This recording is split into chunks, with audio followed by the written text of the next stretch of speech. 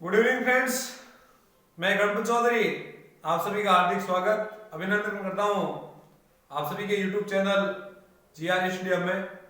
हमारा जो पिछला सेशन चल रहा था राजस्थान के इतिहास में, आज हम उसी सेशन को आगे बढ़ाते हुए आगे आज का जो हमारा सेशन शुरू करने वाले हैं। इस क्लास को शुरू करने से पहले आप अभी तक इस चैनल को लाइक नहीं किया है, इस वीडियो को लाइक नहीं किया तो लाइक कर दो, शेयर कर दो इसको। और आज आप इस चैनल पर पहली बार हो तो इस चैनल को जरूर सब्सक्राइब करें, ताकि हमारे जो नए अपडेट है, नई क्लास है, वो जैसे ही आपको उसका पहले नोटिफिकेशन मिलता रहेगा। तो बिना वक्त गंवाए हम बात कर रहे हैं आगे की। हम बात कर रहे थे, हमारा जो चैप्टर चल रहा था उसमें राजस्थान के इतिहास में बात कर रहे थे आमेर के इतिहास की। किसकी बात कर रहे थे? आमेर के इतिहास की, आमेर का इतिहास। ठीक है ना। आमेर के इतिहास में बारमल की बात कर ली, बारमल की बात हो गई, भगवंत दास की बात हो गई। अब बात करें मानसिंह। ठीक है ना। कौन? मानसिंह। ठीक है ना। इसको फर्जंद की उपाधि दी हुई है। तो आगे हम बात करेंगे किसने उपाधि दी थी, कब दी थी, वो सारी बातें हम आगे करेंगे। ठीक है ना। जल्दी से फटाफट कमेंट बॉक्स में बता दो कि हाँ सर क्लास शुरू कर दो, ताकि हम कंटिन्यू हंसते खेलते मजे करते हुए इस सेशन को पढ़ेंगे, ताकि आपको आराम से किसी भी प्रकार की कोई समस्या का सामना ना करते हुए इस सेशन को आप आराम से समझ सकते हो। तो शुरू करते हैं। मानसिंह। जब मानसिंह का जन्म हुआ था, उससे पहले जन्म होने के बाद, मानसिंह का जन्म होता है कब? पहले ईश्वरदेव जन्म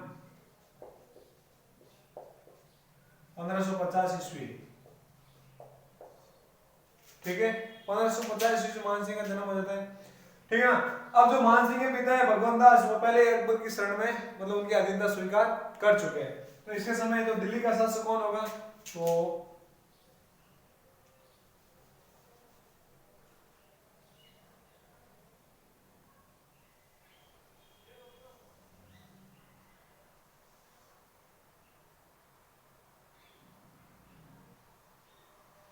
ये हमारा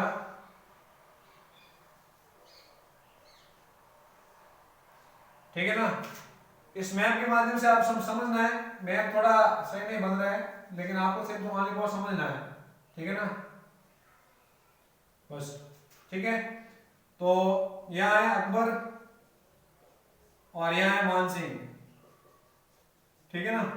सबसे पहले मानसिंह की मुलाकात अकबर से कहाँ हुई? काफी इतिहासकार कहते हैं कि मानसिंह की मुलाकात मतलब जब बारमल ने अधीनता स्वीकार की थी, ठीक है ना, तब अपने बेटे और पोते, बेटा कौन? भगवंत दास, और पोता कौन? मानसिंह, इनको अकबर की शरण में भेज दिया था, यानी कि इनके दरबार में भेज दिया था।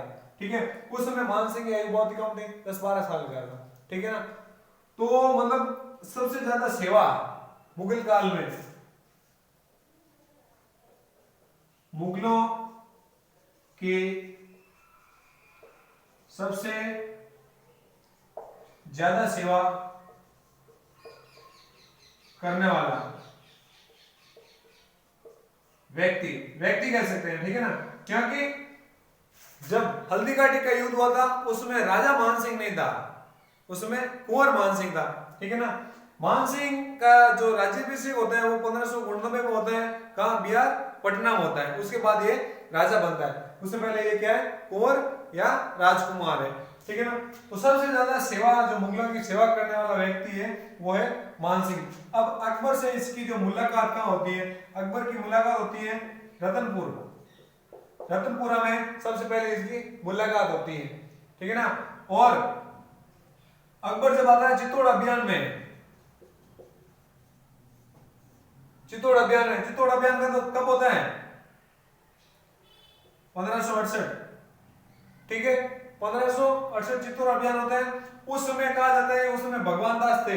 ठीक है। काफी इतिहासकार कहा जाते हैं उस समय मानसिंह साथ में था, लेकिन अधिकांश मानते हैं मानसिंह। लेकिन आपको पर्टिकुलर पूछ दिया जाए कि अकबर और मानसिंह का जो संबंध है, मतलब वो मिलाप है, वो कहां पर हुआ था? रतनपुरा। अब जो नेक्स्ट अभियान होगा 1569 में, जो रणथंभौर का अभियान होगा, रणथंभौर का अभियान किसके ऊपर? सुरजन हाड़ा के विरुद्ध। सुरजन हाड़ा। इसके विरुद्ध ये जो अभियान होगा 1569 में, उस समय उसका नेतृत्व, उस समय इसकी जो पहला अभियान था किसका, मानसिंह का, ठीक है, मुगलों के साथ पहला अभियान था, ठीक है ना। तो यहां तक बात आगे समझ में। अब बात करेंगे आगे कि सबसे ज्यादा मुगलों की सेवा किसने की थी, मानसिंह ने, ठीक है ना। अब अकबर ने अधीनता स्वीकार की, तब कहता है कि आप अधीनता तो स्वीकार करो, कोई नहीं, अच्छी बात है, फ्रेंडशिप कर लिया, बहुत अच्छी बात है, लेकिन जब हम कहेंगे ना कि आपको किसी के भी विरुद्ध भेज सकते हैं, चाहे वो फिर अपना हो चाहे वो पराया हो, ठीक है। तो बात कर रहे हैं हम आगे मानसिंह की बात करेंगे। ये रहा मानसिंह, इसको हम देखो बड़े आदर भाव से बोलना चाहिए, मानसिंह जी, श्रीमान मानसिंह जी। क्यों? क्योंकि ये मतलब हम मानसिंह, महाराणा प्रताप, महाराणा सांगा, भारमल, राव जोधा, मालदेव, इनको ही पढ़ेंगे ना तो ये सक्सेस होंगे। बाकी अड़ोसी पड़ोसी वहां पर सक्सेस नहीं हो, दोस्तों को सक्सेस नहीं हो, ठीक है ना, सब दरिया दरिया राज्य हटे। तो सक्सेस होना है, सिर्फ हम सक्सेस होंगे किससे, किताबों से। जिस दिन आपने किताबों से मोहब्बत कर ली ना, उस दिन कसम से आप अपनी लाइफ की वो लक्ष्य, वो ऊंचाई हासिल कर लोगे जो आपने कभी सपने में देखी है, ठीक है ना। तो जरूरी है, सपने देखने अच्छी बात है, लेकिन सपना के प्रति मेहनत करना, उनके प्रति लगन, ठीक है ना, और धैर्य के साथ उनकी राहों पर जो राहें चलती है, उन राहों की ओर चलना होगा आपको, तब हम अपने सपने को साकार कर सकते हैं, ठीक है ना। तो मोहब्बत करनी है तो किससे करनी है, किताबों से।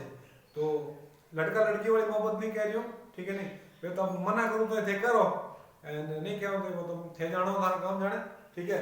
बट मेरी बात, मैं यही आपको कहना चाहता हूँ कि मोहब्बत करनी है तो किताबों से करो।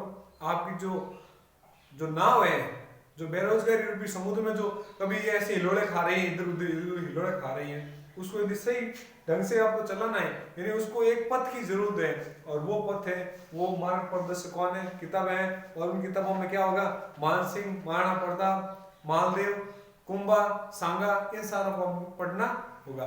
बाकी दूसरी चीजें ना पढ़ने की जरूरत नहीं है, ठीक है। आप कहता है घना मार्ग है चीजें धार काम को आवे नहीं, धार करने वे हमारे काम नहीं आवे। तो आपको यदि इस बेरोजगारी रूपी नाव, इस समुद्र से पार निकलना है, तो हमें जो किताब रूपी नाव के ऊपर सवार होकर उसको मतलब निरंतर अभ्यास के साथ अध्ययन करेंगे, तब हम इस बेरोजगारी रूपी सागर से बाहर निकलेंगे, ठीक है। अब बात करेंगे आगे मानसिंह। तो मानसिंह को सबसे पहले मतलब रणथंभौर के अभियान में भेजता है। उसके बाद जो हल्दी घाटी का युद्ध होता है, हल्दी घाटी अभियान में, हल्दी घाटी के अभियान में मुख्य सेनापति नियुक्त करते हैं, सेनापति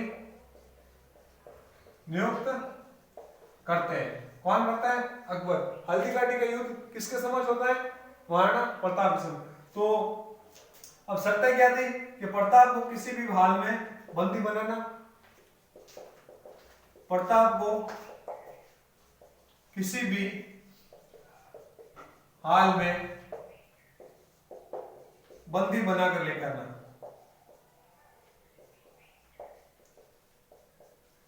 क्योंकि वो महाराणा प्रताप था। जब मानसिंह से पहला जो 4 अभियान भेजे थे, किसने, अकबर ने, लेकिन उन 4 अभियानों में किसी भी प्रकार की कोई सफलता नहीं मिली, ठीक है ना। तब अंतिम रूप से मानसिंह को भेजते हैं, कब, हल्दी घाटी के युद्ध में, ठीक है ना। और कहा जाता है कि आपको किसी भी प्रकार से राणा प्रताप, महाराणा प्रताप को बंदी बनाकर लाना ही है, लेकिन बंदी नहीं बनाया, बंदी नहीं बना पाए। इस बात से नाराज हो गए कौन, अकबर। जब नाराज हो गया ना, तो इसको दरबार से निकाल दिया गया, दरबार से निकाल दिया गया। वह जो मनसबदारी थी, क्या मनसबदारी, वो मनसबदारी छीन ली गई, छीन ली गई। ठीक है ना। कहा जाता है कि अकबर को सबसे ज्यादा शक्तिशाली किसने बनाया? मान सिंह ने। मान सिंह ने 63 युद्ध किए थे। 63 युद्ध में विजेता दिले थे किसको? अकबर को। तो 63 कम नहीं है, ठीक है ना। 63 छोटे मोटे युद्ध थे, उसमें मान सिंह ने अकबर को विजय दिलाई थी। तब जाके मुगल साम्राज्य मतलब इस हिंदुस्तान पर लगभग उत्तर से लेकर दक्षिण, दक्षिण से लेकर पश्चिम तक विस्तार हुआ था। हाँ, दक्षिणी भारत में इसका ज्यादा विस्तार नहीं हुआ था, लेकिन औरंगजेब के आते आते दक्षिणी भारत के बहुत सारे क्षेत्र उन्होंने अपने अधीन कर लिया था। ठीक है ना। तब मान सिंह को एक उपाधि देते हैं, ठीक है ना। और वो उपाधि क्या देते हैं? फर्जंद की उपाधि देते हैं। क्या उपाधि देते हैं? फर्जंद। कौन देता है? अकबर द्वारा। अकबर द्वारा यह उपाधि दी जाती है। तो फर्जंद राजा मान सिंह के नाम से यह इतिहास में प्रसिद्ध हुआ था। ठीक है। यहां तक आपको सारी बात समझ में आ गई? स्क्रीनशॉट ले लो, बिल्कुल साफ लिखा हुआ है। ठीक है ना। फिर आगे बढ़ते हैं।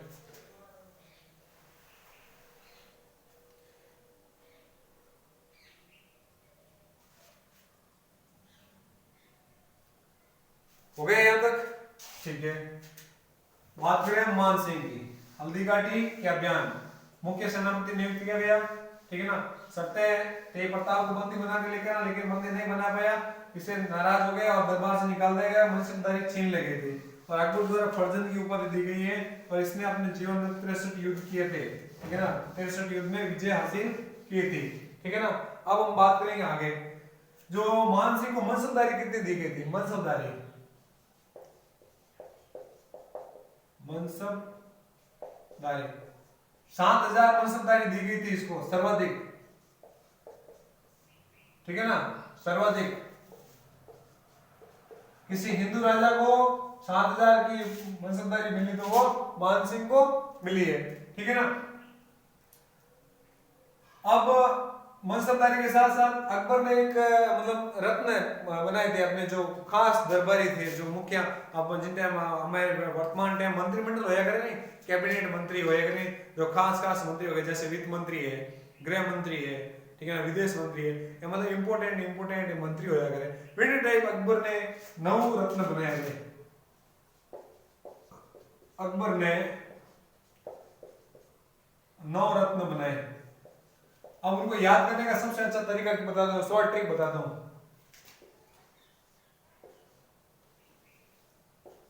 बात बात MDH, MDH मसालो नाम सुनेड़ो है, याद रखो। बात बात MDH। ठीक है ना। अब इन्हों बता दो आपने सर मुहावरो मतलब आप बता दिए मैंने, ठीक है, लेकिन अब इन शॉर्ट ट्रिक तो बता दिए, लेकिन इन विस्तार बता दो, बिल्कुल विस्तार बताएंगे। ठीक है ना। वीर और भगवान दास, भगवंत दास, ठीक है। ए अब्दुल रहीम खान खाना, टोडरमल टीरो, टोडरमल बीरो बीरबल, अब अमीर खुसरो और तानसेन संगीतज्ञ है, और मानसिंह और मुल्ला दो प्याजा और हकीम हुक्का।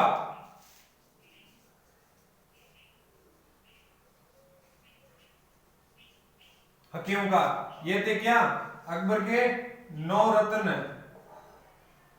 ठीक है ना, जिनका स्थान दरबार में प्रमुख रूप से था। एक बार वापस समझा दूं आपको। बात बात पे MDH, यानी बात पे आप बात करोगे नहीं MDH मसाला अच्छा है, MDH मसाला अच्छा है, उसी आधार पर हमने एक ट्रिक बनाई है। ये बात पर MDM, यानी बात वीर भगवान दास, ये Abdul Rahim Khan Khana, T Todarmal, B Birbal, A Amir Khusro, T Tansen, M Mansingh, D Do Piyaza यानी मुल्ला दो प्याजा पूरा नाम, और एच है हकीम हुक्का। तो ये क्या थे? अकबर के 9 रत्न थे। समझ में आ गई बात? ठीक है। अब बात करेंगे आगे अब, ठीक है ना।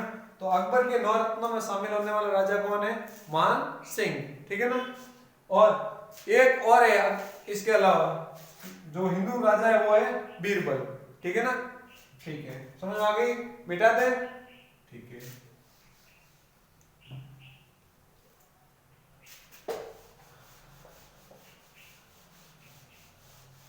मान सिंह को कितने हजार की मनसबदारी दी गई थी? सर मान सिंह को 7,000 की मनसबदारी दी, ठीक है ना। ये मनसबदारी होती क्या है? आपको समझ में आया कुछ? किसने भी नहीं किया? मनसबदारी होती क्या है? अब मनसबदारी मैं बताऊं, मनसबदारी एक पद था, एक प्रथा थी। मनसबदारी ये एक पद या प्रथा कह सकते हैं।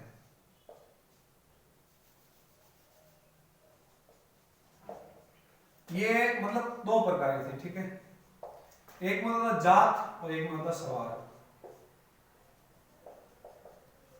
मतलब मनसबदारी एक पद या प्रथा थी, ठीक है ना।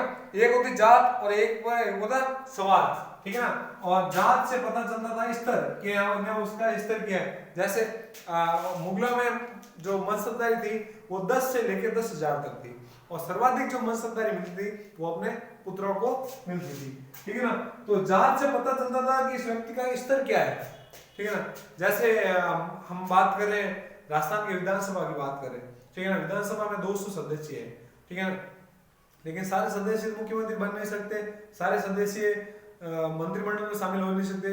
तो जो जो व्यक्ति मंत्रिमंडल में शामिल होते हैं तो उनका पद है वो महत्वपूर्ण होता है, उस पार्टी में, उस क्षेत्र में महत्वपूर्ण होता है, ठीक है ना।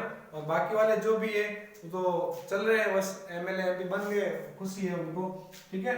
और ये सवार है, इसका मतलब घुड़सवार, यानी कितने घुड़सवार है उसके नीचे, ठीक है ना। तो मनसबदारी एक पद है, पद का नाम है, जो 2 प्रकार से देख सकते हैं कि उसका स्तर क्या है और उनका जात, जो सवार है उनके पास घोड़े कितने हैं। जैसे मान सिंह 7,000 मनसबदारी थी, तो 3,500 इसका मतलब सैनिक थे उसके नीचे, और 3,500 घुड़सवार थे। तो उसका एक मतलब बहुत अच्छा प्रभाव था वहां पर, ठीक है। समझ में आ गई? अब पूछना कि सर मनसबदार कहीं है, मनसबदार कहीं है। आज आपने बिल्कुल शॉर्ट एंड स्वीट बता दिया, ठीक है। अब बात करेंगे आगे। अब मान सिंह को भेजते हैं कहां? काबुल अभियान में, ठीक है ना। वेरी इंपोर्टेंट है मान सिंह हमारे, जो मतलब आमेर के इतिहास में मान सिंह बहुत इंपोर्टेंट है। मान सिंह, जैसा सवाई राजा जय सिंह, मिर्जा राजा जय सिंह और बारमल, इनको पढ़ना वेरी वेरी इंपॉर्टेंट है, क्योंकि बहुत सारे क्वेश्चन जो हमारे आमेर के इतिहास से पूछे जाएंगे वो सीधे इसी से ही पूछे जाएंगे, ठीक है। तो शुरू करते हैं। मान सिंह को काबुल अभियान में कब भेजा? मान सिंह को काबुल अभियान में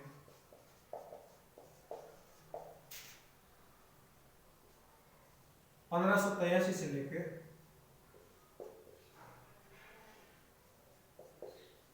1587 तक।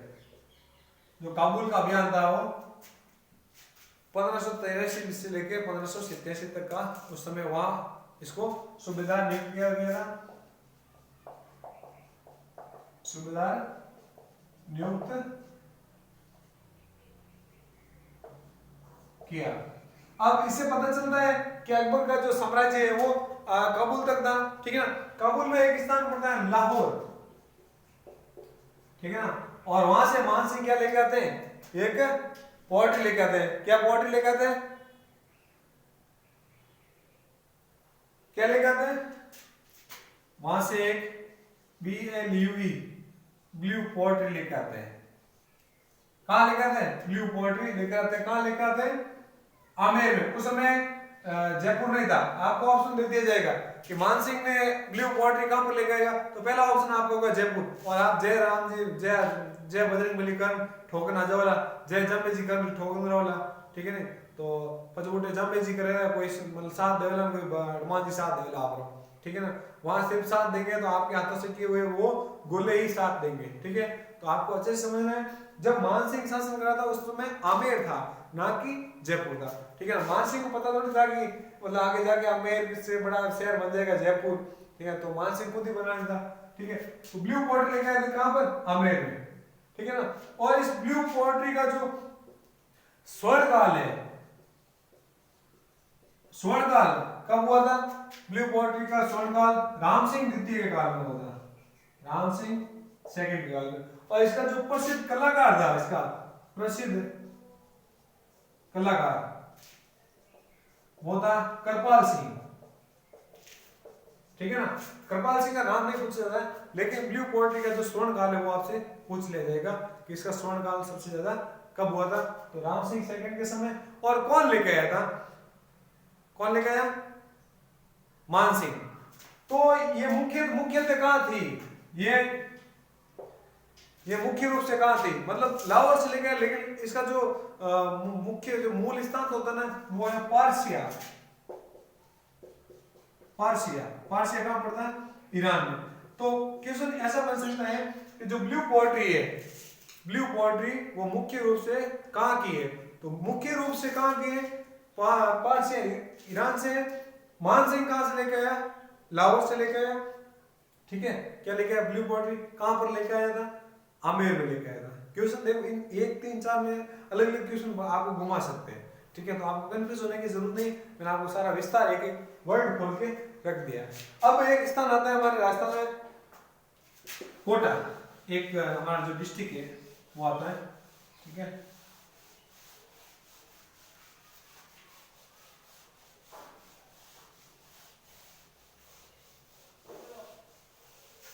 क्या होता है, कोटा, ठीक है। ये रहा कोटा भाई, ये कोटा, कैसे कोटा, कहां से कोटा, कहां से, काली मिट्टी।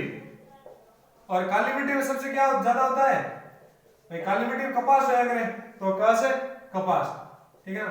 तो तीनों को क से याद रखना है, क से कोटा, क से काली मिट्टी और क से कपास, ठीक है ना। अब मिट्टी काली है तो मिट्टी के बर्तन बनाएंगे तो वो कैसे बनेंगे, ब्लैक, हेलो साहब, ब्लैक, बिल्कुल सर, ब्लैक बॉडी। अरे आप जवाब देते नहीं हो, प्रॉब्लम कहां है, तो जवाब देते रहो भाई। ब्लैक कलर की मिट्टी होगी तो सफेद बर्तन तो बनने से रहे, तो ब्लैक ही बनेगा ना। तो ब्लैक पोएट्री कहां की प्रसिद्ध है, तो ब्लैक पोएट्री कहां, जहां मिट्टी होगी वहीं के बर्तन काले होंगे, तो कहां की प्रसिद्ध है, कोटा की, ठीक है ना। देखो आपको ट्रिक में मैंने ब्लू पोएट्री के 2 क्वेश्चन आपको समझा दिए और बहुत ही शानदार, ठीक है ना। क से कोटा, क से काली मिट्टी और क से कपास, ठीक है ना। मिट्टी काली होगी तो बर्तन भी काले होंगे, तो ब्लू जो ब्लैक पोएट्री थी वो कहां की प्रसिद्ध है, कोटा की, और ब्लू पोएट्री है वो कहां की प्रसिद्ध है, जयपुर की, आमेर की, ठीक है ना। यहां तक समझ में आ गया, ठीक है। अब बात करेंगे आगे। अब मानसिंह का जो दूसरा दौर होता है, जो मानसिंह को सुबेदार बना दिया जाता है पटना बिहार का, कब बनाते हैं, 1537 में। मानसिंह को 1537, यानी 1537 तक तो वहां चलता अभियान, ठीक है ना, हाँ बिल्कुल सही है। 1537 से 1991 तक देख लो सर, 1991 नहीं, 91 तक, 1591 तक को 1587 में पटना बिहार का सूबेदार बनाते हैं, पटना बिहार का सूबेदार बनाते हैं, ठीक है ना। और मानसिंह का जन्म हो जाता है कब, 1550 के आसपास। अब भगवान दास जो बहुत ही बुजुर्ग हो जाते हैं और उनकी मृत्यु हो जाती है कब, भगवंत दास की मृत्यु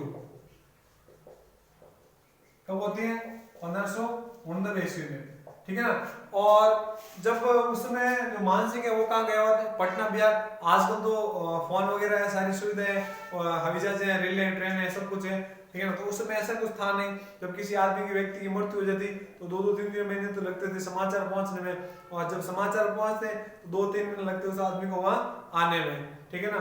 तब तो वाकई क्या अपन मारवाड़ी में क्या होता नहीं कि नई बात नवे दिन फांसी तोड़ी तेरे दिन, तो वहां सारा माहौल खत्म हो जाता था। लेकिन जब शासक राजा की मृत्यु हो जाती है तो उस गद्दी को रिक्त नहीं रखा जाता है। जहां पर भी उसका जो राजकुमार है, उसका उत्तराधिकारी है, जो भी है, उसको वहां पर उसी वहीं पर राज तिलक कर दिया जाता है। तो इस मान सिंह का राज तिलक होता है, राज तिलक पटना में कब होता है? 1579 ईस्वी में, ठीक है ना। और दोबारा जो होता है राज तिलक, दोबारा राज तिलक कब होता है? राज तिलक आमेर में होता है, वो कब होता है? 1590 में, ठीक है ना। अब भगवान दास थे तब तक तो इसको इतनी टेंशन नहीं थी क्योंकि वो आमेर के राजा थे। अब मान सिंह राजा बन गए हैं तो वहां मुगलों के वहां भी सेवा देनी पड़ती है और अपना जो राज्य है वो भी संभालना पड़ता है, ठीक है ना। तो अब जब मानसिंह अब आगे नेक्स्ट जाएगा, नेक्स्ट कहां पर जाएगा? उसी दिन बिहार के आसपास उड़ीसा है, वहां पर भी अभियान करते हैं, ठीक है ना। और मानसिंह का जो सबसे खतरनाक जो अभियान होता है वो होता है बंगाल अभियान, ठीक है ना, बंगाल का अभियान, ठीक है ना। ये कब होता है? 1553 के आसपास होता है ये बंगाल का, ठीक है ना। 53 बंगाल का अभियान 1593 या आपको ऐसे दे दिया जाएगा 93-94, ठीक है ना। उसमें 3 अभियान किए थे इसने, 3 अभियान कितने? 3 अभियान में। और इस अभियान में मान सिंह को बहुत ही सत्य हुई थी। इसके जो 3 पुत्र थे, 3 पुत्रों की मृत्यु हो गई थी इन अभियानों में, ठीक है। अरे जब शासक वहां जाता है तो उनके साथ परिवार भी जाता है अभियान में, ऐसे वो अकेला नहीं जाता है। पर युद्ध कोई एक दिन का तो है नहीं, युद्ध 5 महीने चले, 6 महीने चले, साल चले, 2 साल चले, कह नहीं सकते। युद्ध होता है, 2 दिन में खत्म हो जाए, 2 महीने में भी खत्म ना हो। तो इसलिए जो भी अभियान करने जाते हैं उसमें अपने जो परिवार के जो सदस्य हैं उनको साथ लेकर जाते थे। तो मानसिंह का जो पटना बिहार का अभियान कब हुआ था पूछ लिया जाएगा, 1558 में पटना बिहार का अभियान, उसमें यह सुबेदार बनता है वहां का। और उस समय पीछे हो जाती है भगवान दास की मृत्यु हो जाती है, ठीक है ना। और इसका राज तिलक पटना में ही कर दिया जाता है, कब किया जाता है? 1589 के अंदर, ठीक है। समझ में आ गई बात? वेरी गुड, ठीक है। अब जो दोबारा राज तिलक कब होता है? 1590 के अंतर्गत। आगे बात आपको समझ में? 1590 के अंतर्गत मानसिंह का दूसरा राज तिलक होता है, वो कहां पर होता है? आमेर में, ठीक है। फिर बंगाल का अभियान के लिए मानसिंह को भेज दिया जाता है, कब भेज दिया जाता है? 1593-94 अभियान में, और उसमें 3 अभियान होते हैं, ठीक है ना। और वहां से इतना परेशान हो जाता है, परेशान मतलब परेशान तो होते ही होते हैं, लेकिन उसके साथ साथ इनको अपार शक्ति होती है, ठीक है ना। इसका जो उत्तराधिकारी बेटा होता है जगत सिंह, उसकी हो जाती है क्या? मृत्यु हो जाती है उस बंगाल के अभियान में। तब मान सिंह ने सोचा था कि बंगाल मतलब कंडीशन ये हो गई थी कि एक जगह विद्रोह को दबाए तो दूसरी जगह पुनः शुरू हो जाए, दूसरी जगह दबाए तो पहले वाला फिर से जाग जाए। तब बंगाल में मान सिंह ने बंगाल को 3 भागों में परिवर्तन किया था, बंगाल का विभाजन किया था। बंगाल का विभाजन कैसे किए? 3 नाम दिए थे, एक तो वीर, एक मान और एक सिंह, यानी ये 3 भाग दिए थे अपने, मतलब बंगाल के टुकड़े कर दिए 3, ठीक है ना। तब जाके ये विद्रोह वहां पर शांत हुए। यहां तक बात समझ में आ गई? ठीक है, बहुत अच्छी।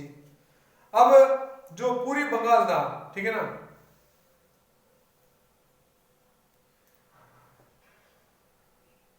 और इसने मतलब बिहार में एक कस्बा भी बसाया था मानपुरा नाम से। कुछ एग्जाम में जैसे इंपोर्टेंट नहीं है, बिहार में मानपुरा कस्बा बसाया था, ठीक है ना। ये मतलब एग्जाम की दृष्टि से तो इतना इंपोर्टेंट नहीं है, क्वेश्चन नहीं बन सकता, ठीक है ना, लेकिन फिर भी पूछ ले जाए तो हमें मतलब जानकारी होनी चाहिए, ठीक है। जो बंगाल का एक भाग था वहां पर एक शासक था, ठीक है ना, ये 3 भागों में से बांट दिया था, और वहां पर एक शासक था केदार, ठीक है ना। ये मतलब मानसिंह को हर बार हरा देता था, ठीक है। तब मानसिंह ने सोचा कि यार ऐसा है क्या इसके पास, क्या मामला क्या है। तब किसी ने कहा था कि इसके पास एक मूर्ति है, ठीक है ना, शीतला माता की, ठीक है ना, शीतला माता की मूर्ति है। और कहा जाता है कि उस मूर्ति की पूजा करने के बाद यदि किसी दुश्मन से लड़ते हैं तो वो कभी पराजित नहीं होते। तब केदार उस समय मूर्ति की देवी की पूजा करा था और उस पूजा में इसने विघ्न उत्पन्न किया था। और केदार को वहां ये जो शीतला माता की मूर्ति है वो वहां से जो मतलब मूर्ति लेके आ जाते हैं और कहाँ स्थापित करते हैं, आमेर में। ठीक है, तो अभी आमेर में मूर्ति स्थापित करवा देते हैं। ठीक है ना, यहां तक समझ में आ गया? बिल्कुल बताते रहो क्लास में कैसा समझ में आ रहा है या नहीं आ रहा है। ठीक है, शीतला माता की मूर्ति कहाँ स्थापित होती है, आमेर में। ठीक है ना, और ये अष्टभुजी मूर्ति है, यानी 8 भुजाएं हैं इसकी। ठीक है ना, याद रखना शीतला माता की 8 भुजा वाली मूर्ति है। और ये होगी क्या, कच्छा होगी कि कच्छा वंश की क्या होगी, कुल देवी कह सकते हैं या इष्ट देवी कह सकते हैं, आराध्य देवी कह सकते हैं इसको। कच्छा की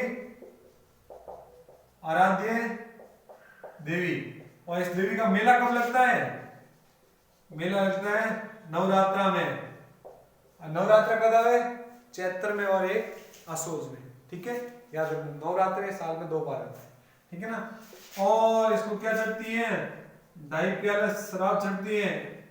2.5 प्याले शराब किसको चढ़ती है, शीतला माता को। मूर्ति कहां से आई थी, बंगाल से लेकर आए थे। ठीक है ना, तो जो कच्छाओं की आराध्य देवी वो किसके समय स्थापित होती है, मानसिंह के समय स्थापित होती है। ठीक है, यहां तक बात समझ में आ गई? ठीक है, वेरी गुड। अब हम बात करेंगे आगे। शीतला माता की मूर्ति आमेर लेके आया कौन, मानसिंह लेके आया। अष्टध्यायी मूर्ति है, कच्छा वंश की आराध्य देवी है और इसका मेला कब पड़ता है, नवरात्रा में। और इसके जो प्रसाद के रूप में 2.5 प्याला शराब का चढ़ता है। ठीक है ना, अब मानसिंह का जो बंगाल का जो अभियान था, मानसिंह के समय जो बंगाल का अभियान था, बंगाल का अभियान, उसमें इसके बड़े पुत्र जगत सिंह की मृत्यु हो जाती है। ठीक है ना, मतलब जगत सिंह की क्या हो जाती है, मृत्यु हो जाती है।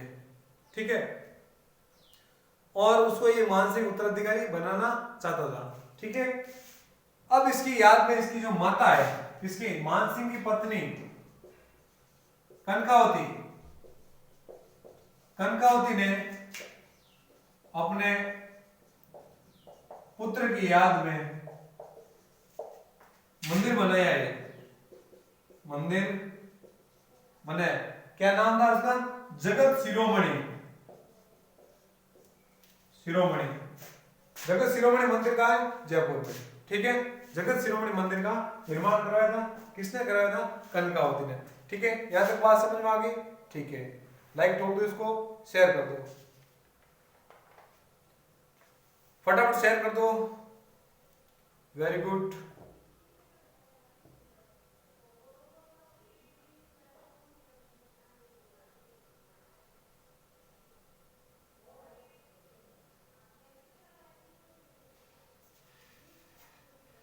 जगत शिरोमणि मंदिर। अब मानसिंह कितने दरबारों के समय मतलब मुगल शासकों के राजा थे, उनकी सेवा करता है। देखो मानसिंह की जो बहन देवी थी, क्या था नाम था उसका, जगत गुसाई, नहीं जोधाबाई नाम था उसका, जोधाबाई नाम था। जिसका पुत्र कौन था, सलीम। अकबर जोधा का विवाह होता है, जिसका पुत्र था क्या, सलीम था। और कहा जाता है कि सलीम है ना, मतलब इतना था नहीं खास, पर्सनली जनता में भी इतना था नहीं। ठीक है ना, और जब कहा जाता है कि जब अकबर के अंतिम समय, मतलब जब आ जाता है, कहते हैं अकबर बीमार हो गया था उस समय, और जाहिर सी बात है जब बूढ़ा होता है बीमार होता ही, अंतिम समय आ गया था। ठीक है ना, और जो सलीम था वो राजा बनने की, बादशाह बनने के योग्य नहीं था। तो इस बात की चिंता थी किसको, अकबर को, कि कहीं ऐसा ना हो जाए कि मेरे जाने के बाद ये जो मुगल साम्राज्य जो इतना विस्तारित पूरा उत्तर से दक्षिण, दक्षिण से पूर्व से पश्चिम तक विस्तार फैला हुआ है, ये पूरा खत्म ना हो जाए। ठीक है, तो इसी बात की चिंता थी किसको, अकबर। लेकिन अंतिम समय में सलीम आकर मतलब माफी मांगता है और अकबर उसको माफ कर देता है और शासक किसको बनाते हैं, सलीम को, जो सलीम जहांगीर के नाम से प्रसिद्ध हुआ था। ठीक है, तो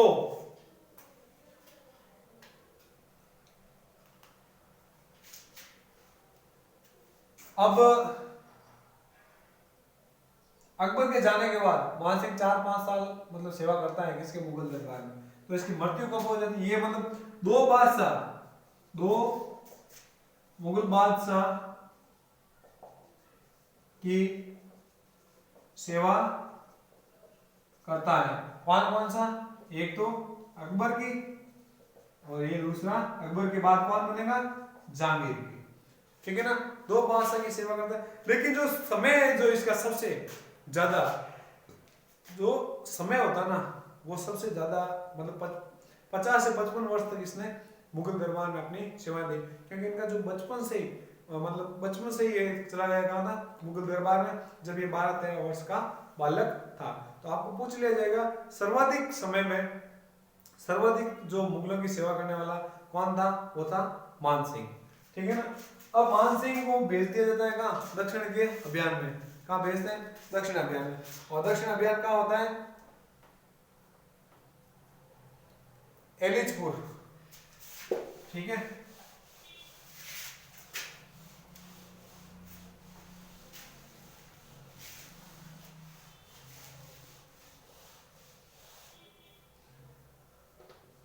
मान सिंह को दक्षिण भारत के अभियान में भेज दिया जाता है और वहां पर एक स्थान आता है एलिचपुर। वहां एलिचपुर में मान सिंह की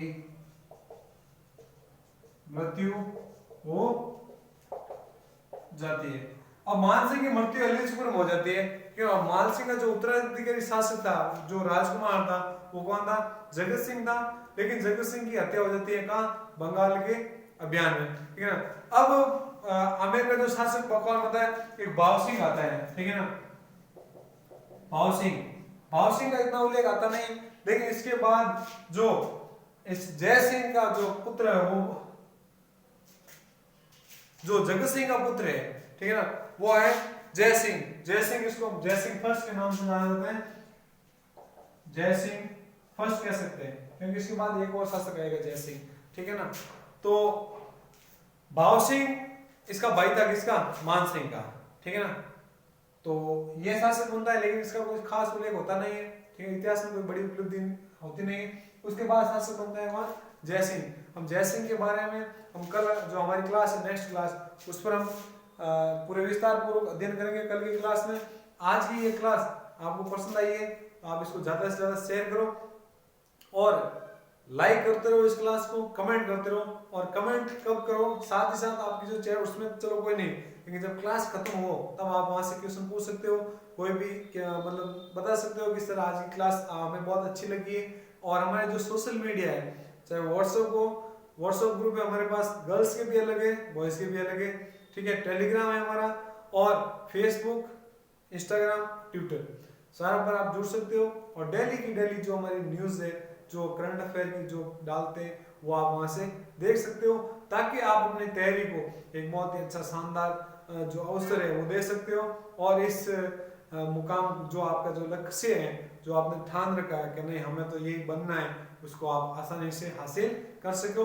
इसी बात के साथ मैं आपसे आज लेता हूँ इजाजत। Good night, have a nice day, thank you, जय हिंद, जय भारत, जय राजस्थान।